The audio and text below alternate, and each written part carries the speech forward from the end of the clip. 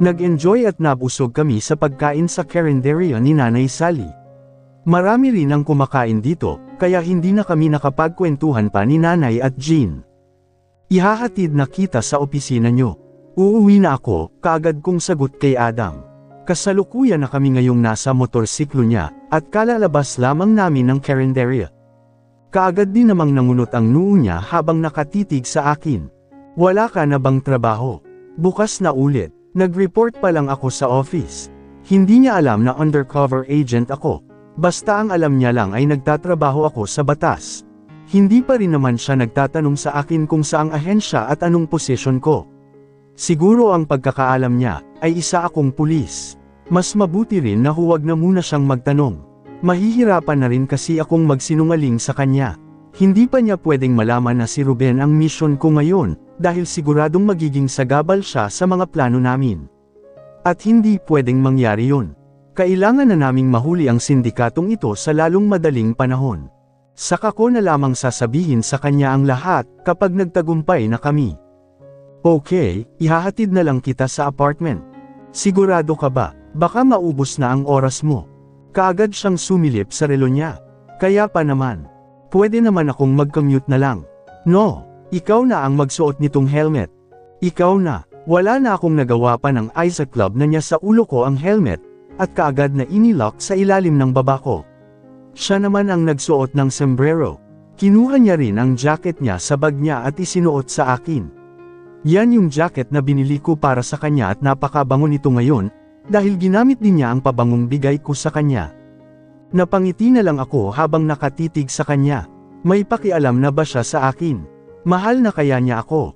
Kaagad na rin siyang sumakay sa motorsiklo, at sumunod na rin ako sa likuran niya. Yamakap ako ng mahigpit sa kanya. Napakasarap sa pakiramdam. Iba ang sayang nararamdaman ko ngayon, pakiramdam ko ay mahal na niya ako. Sana nga, nagbiyahe na kami pabalik sa apartment. Habang nakayakap ang isa kong braso kay Adam, ay ni-check ko naman ang location ngayon ni Ruben sa GPS ng phone ko. Nakita kong nasa lodger pa rin siya hanggang ngayon. Siguro ay natutulog pa rin siya. Ayon naman kay Kuya Tyrone, ay tatagal lamang daw ng 3 to 5 hours ang epekto ng sleeping pill na ipinainom namin kay Ruben. Kaya umaasa ako na gising na siya ngayon. Gigisingan din naman siya ng mga staff doon, kapag lumampas na siya sa oras na dapat ay mag-check out na siya. At kanina pa yun. 1 oras na ang nakalilipas. Muli ko nang ibinulsa ang phone ko, at iniyakap na rin kay Adam ang isa ko pang braso. Isa akong matapang na babae.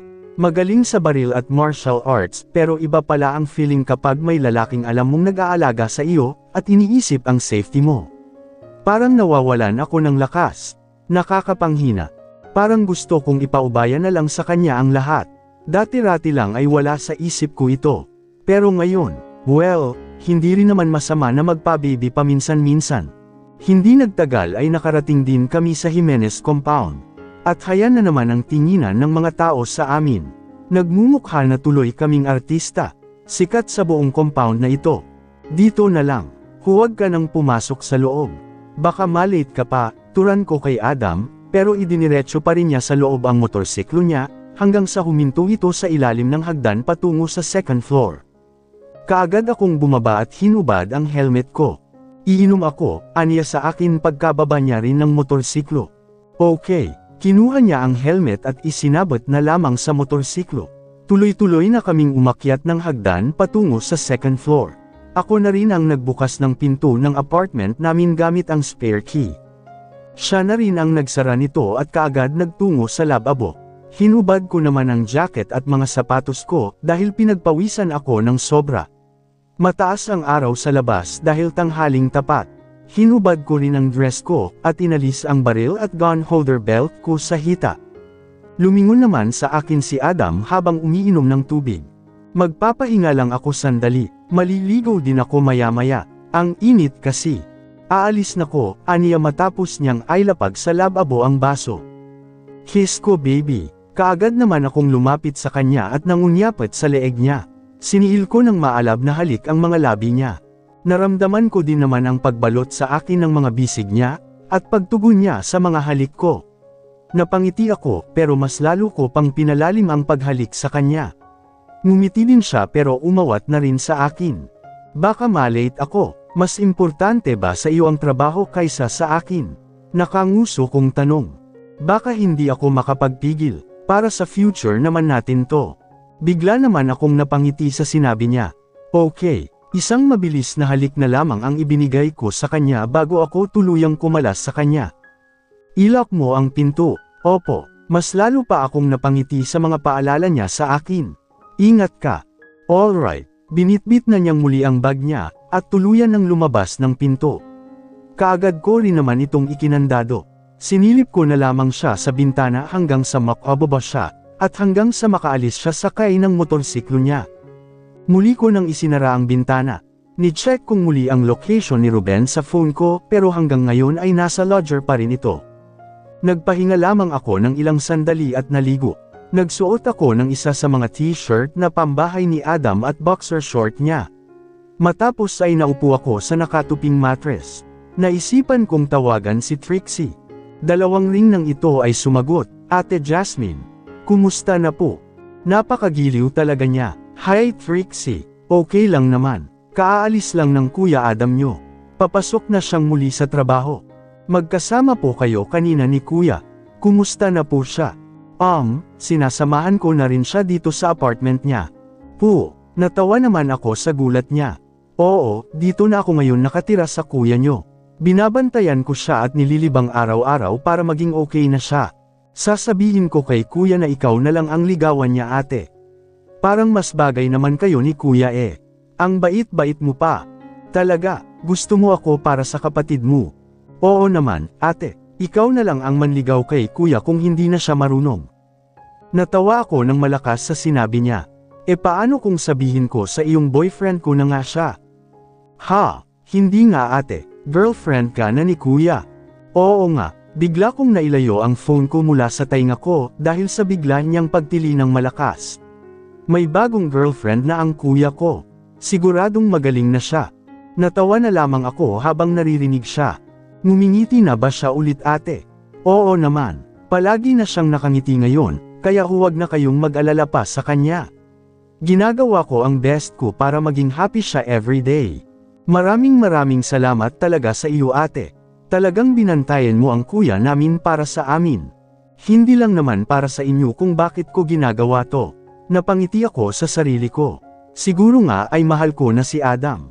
Hindi ko naman siguro gagawin ang lahat ng ito kung hindi. Nasasaktan ako at the same time ay kinikilig sa kanya. Pinabibilis niya palagi ang tibok ng puso ko. Mahal mo na ba ang kuya namin ate? Tanong ni Trixie sa kabilang linya. Napangiti ulit ako. Oo, mahal ko ang kapatid mo. Muli naman siyang tumili. Gusto talaga kita ate para sa kuya namin. Alagaan mo siya ate ha. Maraming salamat sa iyo. Naiiyak na tuloy ako. Maging ako ay naging emosyonal din. Sinabi ko sa kanya na dalawin niya kayo dyan dahil miss na miss niyo na siya. Oo nga po ate Miss na talaga namin siya. Sana nga ay makauwi naman siya dito kahit sa rest day niya. Ipapaalala ko ulit sa kanya. Salamat po ate. Nga pala, may itatanong ako tungkol sa mga magulang ng tatay mo. Sila lolo at lola po. Nagkaroon ba kayo ng contact sa kanila kahit na isang beses lang? Wala po ate Bakit niyo po naitanong? Pero hindi ba nabanggit ng papa niyo noon, kung saan sa Spain naruroon ang mga lolo at lola niyo? Sa pagkakaalam ko po ay sa Madrid. Kaagad akong kumuha ng papel at ballpen mula sa ibabaw ng gearbox at isinulat ito dito. Alam mo ba ang buong pangalan ng lolo't lola mo? Hindi ko po kabisado ate Pero sandali lang po, naririto naman po ang mga documents ni Papa, na itatago pa po namin. Pwede po yung birth certificate niya. Biglang namilog ang aking mga mata. Exactly baby, you're great. Wow! Naalala ko nga po ate. Siguradong may address din doon si Papa sa Spain. Yeah right, you're great baby. Mahahalikan yata kita. Ganito na lang ang gawin mo Trixie. Kunan mo na lang ng picture at isend mo sa akin. I'll wait. Okay. Sige po ate. Huwag mo na lang munang babanggitan sa mga kapatid mo. Sikreto lang muna natin itong dalawa, okay? Bakit niyo po ba tinatanong ate? Gusto ko lang malaman ang buhay nila sa Spain, At kung alam ba nila na marami kayong apo nila, dito sa Pilipinas? Baka hindi na po sila interesado sa amin ate. Itinakwil nga nila si Papa noon eh. Gusto ko pa ring subukan. Alamin natin kung ano ba talaga ang totoo. Baka po mapag-alitan ako nila kuya at ate. Hindi natin ipapaalam sa kanila. Ako ang bahala sa iyo. Sige po ate, isisend ko po agad sa inyo kapag nakita ko na. Okay, sige, maghihintay ako. Opo. Kaagad ko na ring pinutol ang linya at naghintay na lamang sa message niya. Napabuntong hininga na lamang ako ng malalim. Gusto ko lang namang makatulong sa kanila. Wala na silang mga magulang at baka sakaling kilalanin sila ng mga lolo at lola nila kapag nakilala na sila. Hindi naman nagtagal, ay nakatanggap ako ng message mula kay Trixie. Kaagad ko itong binuksan at isang larawan ng birth certificate ng kanilang ama ang nakapaloob dito. Kaagad ko rin itong ni-save sa gallery ko, bago ko ni-zoom sa mga importanteng detalye. Kaagad kong hinanap sa website ang address nila, pati na rin ang mga pangalan nila. Kaagad ko rin namang nakita ang mga mukha nila dito. Sila na kaya ito? Nakahanap ako ng email address nila at contact number. Naisipan kong lumabas ng bahay at naghanap ng payphone sa mga tindahan. Kaagad din naman akong nakakita nito. Sinubukan kong tawagan ang numero na nakita ko sa website. At hindi rin naman nagtagal ay mayroong sumagot sa kabilang linya. Hola, este es el abogado Tiago Serrano. Juan S. Napahinto naman ako sa language niya. Hello, I'm Jasmine Villafuente from the Philippines. Would it be okay if we communicate in English? Oh, from the Philippines and a Villafuente. Isa rin akong Pinoy, mula naman sa Sorsogon. Pero 40 years na akong naninirahan dito sa Madrid. Wow! Magkababayan naman po pala tayo. Kano-ano ka ni Mr. Melvin Villafuente? Lolo ko po siya. Talagang lolo mo? Yes, attorney. Morvin Villafuente is my father. Ikinagagalak kung makilala ka. Paano mo nalaman ang numerong ito? Nakuha ko po ang numerong ito mula sa isang website account na pagmamay-ari ni Mr. Arturo Abrego Salvacion. Kilala niyo po ba siya? Ako ang dating abogado niya, si Attorney Tiago Serrano. Anong kailangan mo kay Mr. Salvacion? Ito po ay isang personal na usapin tungkol sa kanyang mga apo sa mga anak ni Mr. Alfred Salvacion. Oh, anong kaugnayan mo sa mga apo ng client ko? I'm dating the oldest son of Mr. Alfred Salvacion. His name is Adam Lino Salvacion. Gusto ko lang makatulong sa kanya at sa mga kapatid niya, para mahanap ang mga lolo at lola nila sa father's side. Si Mr. Alfred Salvacion ay matagal nang namatay, at sumunod na rin ang kanilang ina 2 taon na ang nakalilipas. Nabalitaan nga namin noon ang pagkamatay ni Mr. Alfred Salvacion. Nang malaman yun ng kanyang mga magulang dito sa Madrid, inatake sa puso ang kanyang ina. Napatigil ako bigla sa sinabi niya. Ano? At nitong nakalipas na Marso lamang ay namatay na rin si Mr. Arturo Salvacion, sa sakit na colon cancer. Ganun na lamang ang pagnangako sa mga narinig ko. What? Napatikip akong bigla sa aking bibig. Parang biglang gumuho ang mundo ko sa mga natuklasan ko. Paano na ang pag-asang makilala ng magkakapatid ang kanilang lolo at lola? Wala na pala sila, talaga palang ulila na sila. Ikinalulungkot ko. Gusto kong makausap si Mr. Adam Salvacion. Ang totoo niyan, ay may inutusan na akong tao noong nakaraang linggo lamang, para ipahanap silang magkakapatid dyan sa Pilipinas. Pwede mo ba siyang ipakausap sa akin? Nag-iwan ng last will and testament ang kanilang lolo para sa kanilang magkakapatid. Inilipat din ni Mr. Arturo Salvacion ang lahat ng laman ng bank account niya, sa bank account ng kanyang apo. Hindi ako sigurado kung napansin na ba ito ni Adam o hindi pa. Napatungo-tango ako sa sinabi niya. Ganito na lang po attorney. Ayokong magalit sa akin si Adam. Hindi niya kasi alam ang ginawa kong ito. Ibibigay ko na lang po sa inyo ang email address niya at contact number. Kayo na lang po ang baalang tumawag sa kanya. Mas mabuti yon. At huwag niyo na lang din pong ipaalam sa kanya na nagkausap tayo. Sige, makakaasa ka. Salamat po. Kaagad ko nang ibinigay sa kanya ang email address at contact number ni Adam. Natutuwa ako pero labis ding nalulungkot dahil hindi nabigyan ng chance na magkakilala man lang sila Adam at ang mga kapatid niya sa mga lolo at lola nila sa Spain. Ate, ito na po ang bayad. Kaagad kong iniabot sa tindera ang bayad ko sa payphone. Kaagad din naman niya itong tinanggap. Babalik na sana ako sa apartment, nang bigla kong matano ang pagbaba ni Ruben mula sa isang taxi. Nandito na siya, kaagad akong nagkubli sa isang poste. Hindi ko suot ang aking hidden spy earpiece ngayon. Napatingin ako sa phone ko. Ngayon ko lang napansin na may message na pala si Kuya Tyrone, at sinabi niyang pabalik na dito si Ruben. Nasa paligid na rin daw sila ngayon. Pasimple akong luminga sa paligid hanggang sa matano ko nga siya sa di kalayuan, habang tulak-tulak ang kariton ng kanyang panindang mga fishball at kikiam. Nakita ko namang papasok na ng Jimenez compound si Ruben, at nakatingala sa kinaroroonan ng apartment namin ni Adam. Nababasa ko ang galit sa mukha niya. Muli na akong nagpatuloy sa paglalakad patungo sa gate, at nagkubli na muna sa gilid nito. Sinilip ko siya sa loob at nakita kong umaakyat na siya ngayon ng hagdan. Huminto siya sa tapat ng pinto ng apartment namin at kumatok doon. Lumingal din siya dito sa baba, kaya muli akong nagkubli sa gilid ng gate. Siguradong kakastiguhin niya ako, huwag lang sana siyang gumawa ng eskandalo. Dahil kapag nangyari yun, siguradong makakarating kaagad ito kay Adam, at malalaman niya ang ginawa naming dalawa ng Maniokis na berang na yan. Ayokong mag-away kami ni Adam nang dahil lang sa kanya. Papatayin ko talaga siya. Muli ko siyang sinilip sa loob. Nakita ko naman siyang patungo na sa apartment nila, at pumasok siya sa loob nito. Nagmadali na ako sa pagpasok sa loob ng compound. Halos takbuhin ko na ang malawak na gallery, makarating lamang kaagad sa hagdan. Pagdating ko sa taas, ay kaagad akong pumasok sa loob ng apartment namin at ikinandado ang pinto. Hiningal ako kaagad, dahil na rin sa lakas ng kabog ng dibdib ko. Kaagad kong inayos ang sarili ko. Ikinabot ko ng muli sa tainga ko ang hidden spy earpiece ko, para magkaroon ako ng connection sa team ni Kuya Tyrone. 4 na singsing ang suot ko na may nakatagong kutsilyo. Sinigurado ko rin na may mga bala ang baril ko. Kailangan ko lang maging handa palagi, dahil hindi ko naman alam ang takbo ng utak ng Ruben na yan. Baka mamaya ay bigla na lamang siyang bumwelta. Sumilip ako sa maliit na siwang ng bintana. Natano ko naman na sa balcony si Ruben at nakatambay ng muli doon. Panaka-naka siyang sumusulyap sa kinaroroonan nitong aming apartment. Salubong ang mga kilay niya, at masama ang timpla ng kanyang mukha.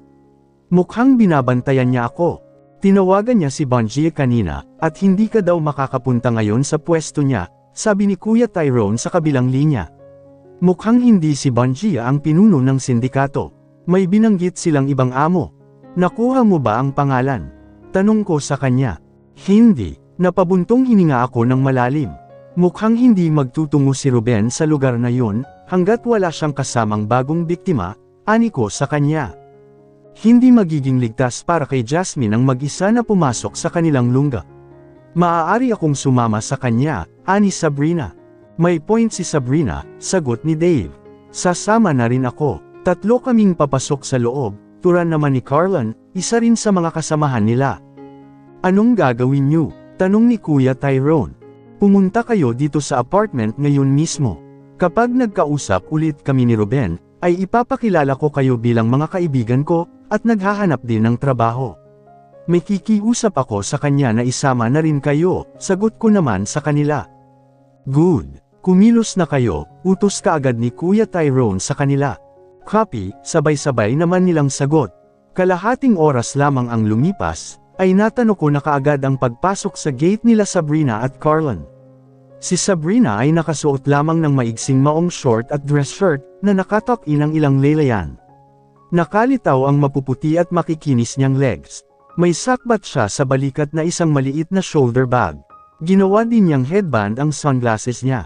Si Carlin naman ay naka-halter dress na nagpalitaw din sa mapuputi at makikinis niyang mga braso, balikat at mga hita. Natatakpan din ng make-up ang kanilang mga mukha at labi. Marami sa mga lalaki sa baba ang nakaagaw ng pansin nila, habang masaya silang naglalakad patungo sa hagdan nitong apartment. Naghaharutan pa sila na parang natural lamang na magkaibigan. Nakita ko rin ang pagtitig sa kanila ni Ruben, at kitang-kita ko rin kung paano bamada ang pagnanasa sa mga mata niya, habang nakatitig sa mga hita ng mga kasamahan ko. Lihim na lamang akong napangisi.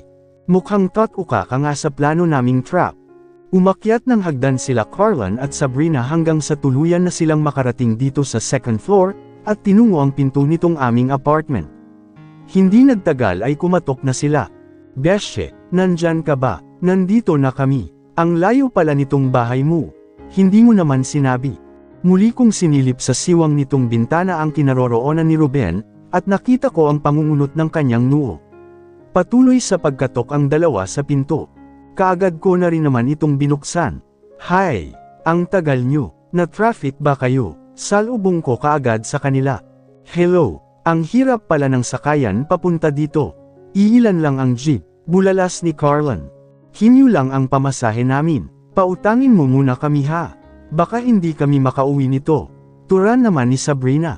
Natural na natawa ako sa kanila dahil sa galing nilang umarte. "Pasok kayo. Pasensya na kayo dito sa munti naming tahanan. Gutom na rin kami besh. Siguro naman may merienda ka dyan. Bibili na lang tayo." Pumasok na nga sila dito sa loob, at hinayaan na lamang namin na nakabukas ang pinto. Sinilip din ni Sabrina mula sa siwang ng bintana, ang kinaroroonan ni Ruben. "Anong oras uuwi ang boyfriend mong pogi?" Tanong naman ni Carlan sa akin. "Alas 5 pa ng hapon ang out niya." Bigla kaming napalingon sa pinto, nang makarinig kami ng sunod-sunod na katok doon. At tama nga ang inaasahan ko, si Ruben. "Pwede ka bang makausap?" aniya habang nakatitig sa akin. Girls, sandali lang ha, paalam ko sa kanila." "Kapitbahay niyo?" tanong naman ni Sabrina. "Oo, siya yung sinabi ko sa inyo na magpapasok sa akin sa trabaho." Kaagad namilog ang kanilang mga mata, kasabay ng pag-awang ng mga labi nila. "Kayo po pala si Sir Ruben. Hello po sa inyo. Ikinagagalak po namin kayong makilala." Nagsiyukuan silang dalawa sa harapan ni Ruben. Kitang-kita ko naman kung paanong biglang umaliwalas ang anyo ni Ruben, habang nakatitig sa mga kasama ko. Hindi rin nakatakas sa akin ang paglibot ng mga mata niya sa mga ito. "Kumusta kayo? Mga kaibigan ba kayo nitong si Jasmine?" Inilahad niya ang kamay niya kila Carlan at Sabrina. Kaagad din naman itong tinanggap ng dalawa at nakipagkamay. "Opo, kami nga po," sagot din Sabrina. "Nabanggit nga po niya kayo sa amin. Nakiusap kami sa kanya, na baka pwede rin niya kaming ilakad sa inyo. Naghahanap din po kasi kami ng trabaho," turan naman ni Carlan. "Nahihirapan po kaming matanggap sa trabaho, dahil bukod sa kulang kami sa pera para sa mga medical at requirements, bumabagsak din po kami sa exam dahil kulang yata kami sa talino." Binigyan ni Sabrina ng alang-inang ngiti si Ruben. "Sana po hindi kayo ma-disappoint." Lumapad bigla ang pagkakangiti ni Ruben. "Naku, tamang-tama kayo sa amin. Wala na kayong dapat pang alalahanin, dahil hindi naman mataas ang standard ng boss namin. Basta malakas ang karisma mo, maganda at may dedication sa trabaho, tanggap kayo kaagad. Wala nang kailangan pang requirements." "Yan nga po ang sinabi ko sa kanila Ruben," sagot ko naman sa kanya, na siyang ikinalingon niyang muli sa akin. Tinitigan niya ako ng makahulugan. Mukhang tungkol sa nangyari sa amin kanina sa motel, ang nais patungkulan ng mga tingin niya. Pasensya na nga po pala sa nangyari kanina. Hindi ko alam kung anong nangyari sa inyo. Bigla na lamang kayong natulog. Ilang beses ko na kayong ginaisang, pero hindi talaga kayo magising-gising. Tumawag sa akin si Adam kaya natakot na ako at umalis na lang. Huwag kayong mag-aalala, ibabalik ko na lang yung pera nyo. Nandito lang naman po. Kunin mo na. Alam ba nila, muli niyang sinulyapan ang mga kaibigan ko. Mapagkakatiwalaan naman po sila, turan ko. Opo, talagang mapagkakatiwalaan nyo kami tungkol sa inyong dalawa, sagot naman ni Carlan. Hindi naman po kami madaldal. Basta ipasok nyo lang po kami sa trabaho, sagot din ni Sabrina. Kaya nga po kami nandito, ay para makiusap talaga sa inyo. Kaninang tanghali niya po kasi sinabi sa amin ang tungkol sa inyo. O sige, gusto nyo ba ngayon na? Pwedeng-pwede ko na kayong dalhin doon ngayon mismo. Siguradong papasa kaagad kayong 3 oras mismo, ay magsisimula na kaagad kayo sa trabaho, sagot ni Ruben. Wow, talaga po, tila hindi makapaniwalang tanong ni Carlan. Oo, nagsasabi ako ng totoo. Nako, sige po. Salamat po Mang Ruben. Turan naman ni Sabrina. Ruben na lang, masyado nyo naman akong pinatatanda. Ngumising bigla si Ruben sa harapan nila. Salamat Ruben, nakangiting turan naman ni Carlin. Lam-eriwan bigla ang pagnanasa sa mga mata niya, habang nakatitig sa mga hita at dibdib ng kaibigan ko. Magbibihis lang ako, alam ko naman sa kanya. O sige, magkita na lang tayo sa kanto. Kukuha ako ng sasakyan, para may service na tayo patungo sa opisina. Sige po, sagot ko naman. Tumalikod na rin siya at nagtungo sa hagdan. Hindi na yata siya magbibihis. Yan pa rin ang suot niya kanina sa motel. Kaagad ko nang isinara ang pinto at ikinandado. Okay, handa na ako, turan ni Sabrina. Pababa na siya dyan, turan naman Carlin sa headset niyang suot. Magbibihis lang ako, kaagad kong tinungo ang gearbox, at naghanap ng isang dress na magiging comfortable akong gumalaw. Iwanan nyo ang mga baril nyo. Siguradong kakapkapan kayo doon, turan ni Kuya Tyrone sa kabilang linya. May mga hidden weapons naman kayo. Copy, ingat kayo, nasa likod nyo lang kami. Alright, sagot ko. Nag-iwan muna ako ng note para kay Adam, kung sakasakaling hindi kaagad ako makakauwi mamaya. Siguradong hahanapin niya ako. Ipinatong ko na lamang ito sa ibabaw ng gearbox. Iniwan ko na rin ang phone ko dahil siguradong kukumpiskahin ito doon. Ito ang isuot mo. Binigyan ako ni Sabrina ng isang pares ng pearl earrings. May camera ba to? Yeah, kaagad ko rin naman ang mga itong isinuot sa tainga ko. Nasa loob ng mga pearl ang hidden spy camera nito. Kadalasan din itong ginagamit ng grupo namin. Tara na, pagyaya ko na rin sa kanila. Kaagad na rin kaming lumabas ng apartment. Siniguro ko ring nakakandado ang pinto. Nilakad na lamang namin ang gilid ng kalsada patungo sa kanto. At malayo pa nga lang, ay natanon na namin doon si Ruben habang nasa tabi ng isang puting van. Ang van na iyon ay pagmamay-ari ng mga sindikato, tura ni Kuya Tyrone sa kabilang linya. At gumagamit sila ng mga pekeng plaka. Dalawang lalaki ang nasa loob, tura ni Dave. Mukhang hindi na nila tayo pakakawalan sa oras na pumasok tayo sa loob niyan, mahinang tura ni Sabrina sa tabi ko. Sana naman ay may gwapo. Nakakaumay ang mukha ni Ruben, sagot naman ni Carlin.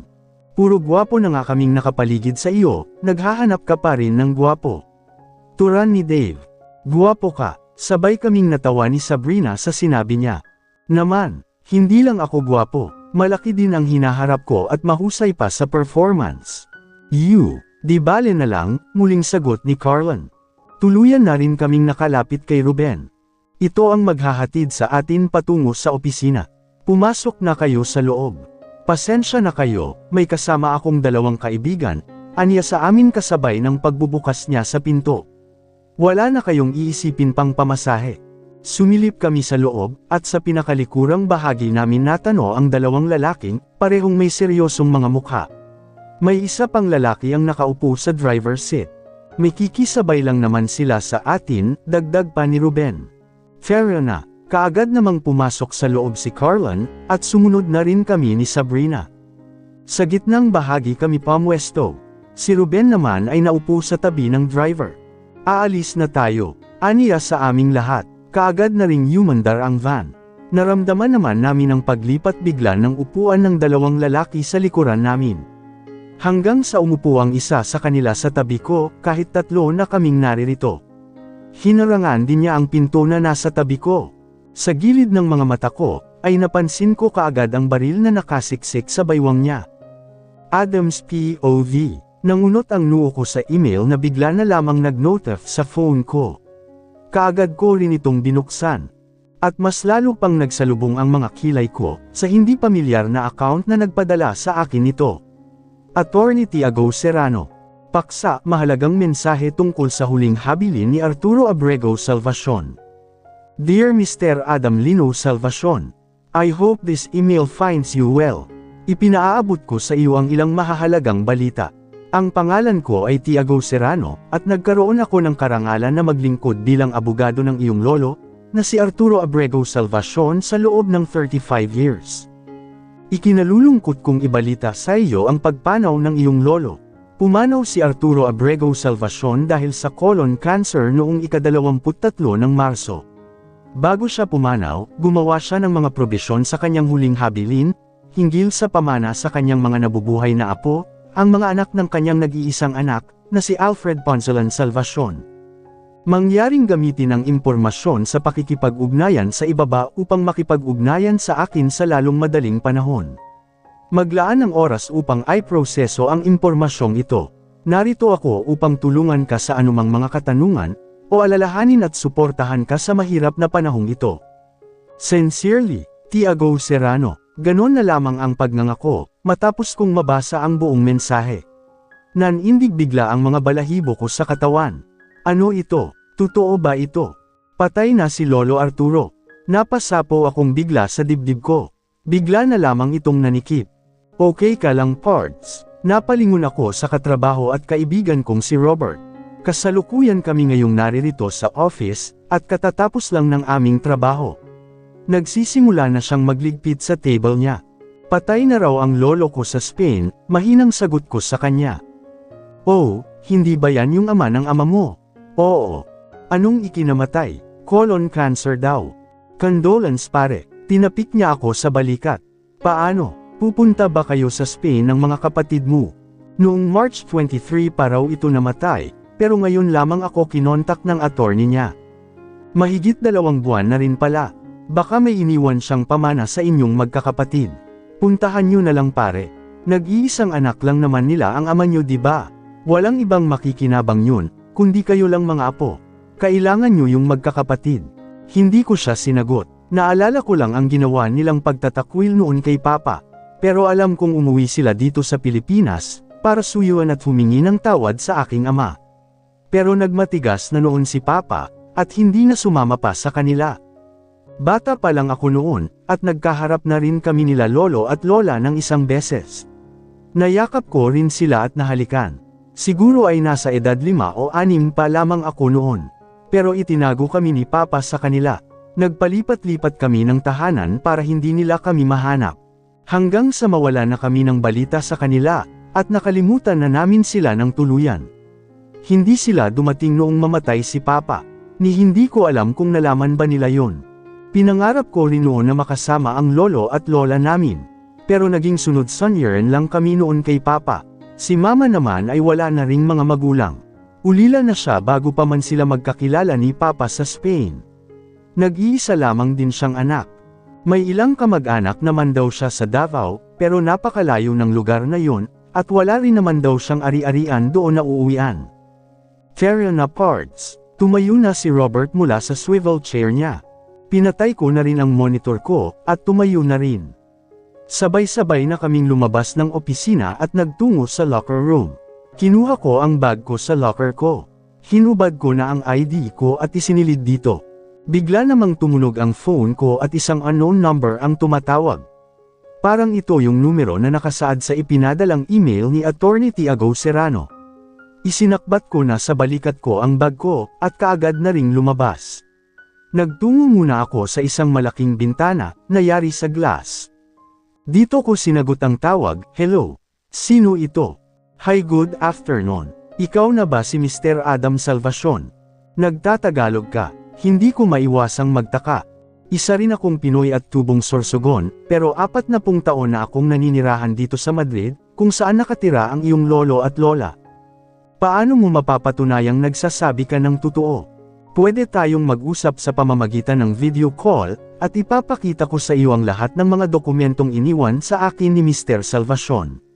Anyway, napagdesisyonan ko na kung hindi kayo makakapunta dito, ako na lang ang uuwi dyan sa Pinas, para na rin madalaw ko ang mga relatives ko dyan sa Sorsogon. At isa pa, na-check mo na ba ang iyong savings bank account sa Metrobank? Nangunot bigla ang noo ko sa sinabi niya. No, nag-change ng bank ang company namin, kaya hindi ko na ginagamit pa ang luma kong ATM. Pero hawak mo pa ba ang ATM mo sa Metrobank? Yes, naririto pa rin sa akin. Gusto ko lang ipaalam sa iyo na ang savings ni Mr. Salvacion sa Spain, ay inilipat na sa account mo sa Metrobank. Maaari mong i-verify ito gamit ang iyong ATM. Ano? Muli akong natigilan sa sinabi niya. Para maniwala ka na totoo ang sinasabi ko. Bukod pa ang last will na iniwan ng lolo nyo para sa inyo. Bakit naman mag-iiwan kaagad siya ng ganyan para sa amin? Nasaan si Lola? Ikinalulungkot kong sabihin, pero si Mrs. Silvana Ponzalan Salvacion ay matagal na ring yumao. Nangyari yun matapos mamatay ang inyong ama. Inatake siya sa puso matapos niyang malaman ang pagkamatay ng inyong ama. Bigla akong nanigas sa sinabi niya. Ano? Maaari kong ipadala ang kanilang mga death certificate sa iyong email address. Dapat sana ay uuwi sila sa Pilipinas noong matuklasan nila yun mula sa inyong ina. Pero hindi na nakayanin pa ng inyong lola ang sakit. 5 oras lamang ang naging pagitan ng kanilang pagkamatay. Hindi, makailang ulit akong umiling. Hindi, mas lalo pang nanikip ang dibdib ko sa mga sandaling ito. Kagulat-gulat ito. Nakikiramay ako sa pamilya nyo, kahit matagal nang nangyari ang mga ito. Sana ay magkaharap tayo para sa mga iniwan ng lolo nyo. May mga mensahe din siyang iniwan para sa inyo. Mahal na mahal kayo ng lolo at lola nyo. Hindi na ako nakasagot pa sa mga sinabi niya, hanggang sa mamaalam na siya. Naghalo-halo na ang nararamdaman ko sa mga sandaling ito. Hindi ko man nakasama ang mga lolo at lola ko, pero sumisigaw pa rin ang pagmamahal ko para sa kanila. Lumabas na ako ng gusali at sumakay sa motorsiklo ko. Nagtungo ako sa pinakamalapit na Metrobank ATM machine, at ni-check ang nilalaman ng ATM card ko. At ganun na lamang ang pagtulala ko nang makita ko na ang kabuuang nilalaman nito. 5,630,543,221 pesos. What the hell? Totoo ba to? Bigla na lamang nanggotol ang buong katawan ko, kasabay ng kilabot na gumapang sa akin. Panaginip yata to. Paanong ganito kalaki ang perang nasa bank account ko? Billion. Sinubukan kong mag-withdraw ng 20,000 pesos. Kaagad din naman itong iniluwa ng machine. Mabilis ko ang mga itong kinuha at pinagmasdan sa mga kamay ko. Totoo nga, at galing ang lahat ng ito kay lolo. Damn! Kaagad ko itong ibinulsa at mabilis na itinago ang ATM card ko sa wallet ko. Kinuha ko ang resibo at muli itong pinagmasdan. Naging 5,630,523,221 pesos na lamang ito ngayon. Nabawasan na ng 20,000 pesos. Kaagad ko rin itong ibinulsa at muli nang sumakay sa motorsiklo ko. Napakalakas ng tibok ng puso ko sa mga sandaling ito. Hindi ko alam kung masisiyahan ba ako o ano. Masakit para sa akin na wala na pala kaming pagkakataon na magkitang muli nila lolo at lola. Kaagad na rin akong bumiyahe pauwi sa apartment. Pagdating ko sa Jimenez compound, ay naabutan ko na namang nagtitipon-tipon ang mga tsismoso naming kapitbahay. Bigla namang lumapit sa akin si Heidi, na mukhang kararating lang din, at hindi pa nagpapalit ng damit. Nasaan ang girlfriend mo? Nandyan ba siya? Tanong niya sa akin. Bakit? Kunot-nuo kong tanong sa kanya. May sinasabi ang mga kapitbahay. Nakita daw nilang umalis ng magkasama kaninang umaga ang girlfriend mo at ang tito ko, sakay ng tricycle. At may nakakita din sa kanilang dalawa sa simbahan ng Taytay, at magkahawak kamay pa. Anong sinasabi mo? Kaagad na tumaas ang dugo ko. Napakalandi naman pala niyang nobya mo. Napalingon ako kay Aling Maria mula sa umpukan nila. Lahat sila ay nakatingin na sa akin. Ang kapal ng mukha, hindi na nahiya, sigaw din ni Aling Flora. May dalawang babaeng dumating dyan kanina. Napakase-sexy at ang puputi. Mukhang mga kaibigan niya. Sabay-sabay din silang umalis. Umuwi din kanina dyan si Ruben pero umalis din. Malamang magkasama na naman sila ngayon. Hindi sila nagsabay sa pag-uwi kanina, para hindi mahalata. Ang hindi nila alam, ay may mga nakakita sa kanila sa simbahan, mahabang paliwanag naman ni Aling Sav. Nagmadali ako sa pag-akyat ng hagdan at tinungo ang apartment namin. Jasmine, malakas kong kinatok ang pinto, ngunit wala akong marinig na sagot mula sa loob. Napakatahimik. Kaagad ko na itong ginamitan ng susi, at mabilis na binuksan. Wala ngang Jasmine akong naabutan dito sa loob. Pumasok pa rin ako at tiningnan siya sa loob ng banyo. Nakita ko sa ibabaw ng mattress ang mga damit na suot niya kanina, nang puntahan niya ako sa Prime Point. Napahinto naman ako nang mapansin ko ang cellphone niya sa ibabaw ng drawer box. Kaagad ko itong nilapitan at dinampot. Nakita ko rin ang isang letter sa tabi nito. Dinampot ko rin ito at binasa ang nilalaman. Baby, di ako sigurado ako kung makakauwi ako ngayong gabi. Nasa mission kami ngayon kasama ang team ko. I'll explain pag-uwi ko. I love you baby. Nagsasabi ka ba talaga ng totoo Jasmine? Anong ugnayan yung dalawa ni Ruben? Biglang tumunog ang cellphone ko mula sa bulsa ng pantalon ko. Kaagad ko itong inilabas at nakita ko sa screen si Trina na ngayoy tumatawag, pangatlo sa mga kapatid ko. Nangunot ang noo ko dahil bihira lang siya tumawag sa akin. Si Trixie ang madalas tumawag at mag-text sa akin. Hindi na ako nagdalawang isip pa na sagutin ito. Trina, kuya may problema kami, tulungan mo kami. Natigilan akong bigla, nangangatol ang boses niya at parang umiiyak. Anong problema? Si Trisha nawawala. Ang sabi ni Trixie ay nakita daw niya itong sumakay sa isang puting van, kasama ang isang lalaki na hindi namin kilala. Kailan pa? Kaninang umaga lang. Hindi raw pumasok sa school ayon kay Trixie. Bakit ngayon niyo lang sinabi sa akin? Kuya, narinig ko naman ang tinig ni Trixie sa background. Akala ko kasi ay may sinamahan lang siyang kaibigan at babalik din siya kaagad. Hinabol ko siya kanina, dahil malayo naman noong makita ko ang pagsakay niya sa van, pero hindi ko na sila inabutan. Tapos bigla siyang nag-text ngayong hapon, humihingi siya ng tulong. Nakakulong daw sila, marami daw silang mga babae at mukhang ibibenta daw sila. Ano, ganun na lamang ang pagtulala ko sa mga sinabi niya. Naramdaman ko ang tila pag-akyat ng dugo sa ulo ko. Ilang sandali pang pinroseso ng utak ko ang mga sinabi niya. Damn it! Kuya tulungan mo si Trisha. Hindi na namin alam ang gagawin namin dito. Umalis na rin si Kuya Alden at Aaron para hanapin siya, turan naman ni Trina. Sinabi ba ni Trisha kung saang lugar sila ngayon naruroon? Papuntang Laguna daw kuya. Sinubukan ko siyang tawagan pero out of coverage na siya. Hindi na rin siya sumasagot sa mga text ko. Nag-aalala na kami ng sobra dito kuya. Ako ang bahala, huwag na huwag kayong aalis ng bahay. May kilala akong hihingan ko ng tulong. Okay sige kuya, pakibilasan niyo lang, baka kung ano nang nangyari kay Trisha. Kaagad ko nang pinatay ang tawag. Napatingin naman akong muli sa phone ni Jasmine. Ngayon mo pa iniwan ang phone mo. Pero may naisip akong bigla. Kaagad ko itong dinampot at binuksan. Kabisado ko naman ang draw unlock pattern niya. Kaagad kong tinungo ang phone contacts at hinanap ang pangalang Tristan. Isa siya sa mga nakita kong kasama niya sa hospital noong malunod ako. Mukhang kasama ito sa team nila dahil may baril din siya. Kaagad ko rin naman itong nakita sa pangalang Kuya Tristan. Tinawagan ko ito gamit na rin itong cellphone ni Jasmine. Siguradong sisigot siya kung katim niya ang tatawag sa kanya. Malalaman ko rin kung totoo nga bang nasa mission si Jasmine ngayon, o niloloko niya lang ako.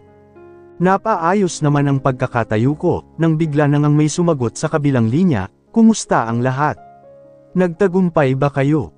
Napahinto ako sa tanong niya. Mukhang tama nga ang iniwang letter ni Jasmine. Hindi ito Jasmine, sagot ko naman sa kanya. Anak ng, sino ka? Ito si Adam, ang kanyang kasintahan. Naiwan niya yung phone niya sa bahay ko. Pwede mo ba akong tulungan? Tungkol saan? Kinuha ang kapatid kong babae sakay ng isang white van. Nagpadala siya ng mensahe na ikinulong daw sila sa isang lugar. Marami silang mga babae at mukhang ibibenta daw sila. Kailan siya nawala? Kaninang umaga lang, sa Tanza, Cavite. Mukhang sa Laguna daw sila dinala. Anong pangalan ng kapatid mo? Ilang taon na siya? Trisha Lino Salvacion, 20. Magbabayad ako ng kahit magkanong halaga, iligtas niyo lang ang kapatid ko. Sinabi mo na nakapag-message siya sa inyo. Nag-text siya sa mga kapatid ko. Anong contact number niya? Sinabi ko naman sa kanya ang numero ng kapatid ko. Sige, kami na ang bahala. Hintayin mo na lang ang update ko. Wait, naputol na kaagad ang linya. Damn it!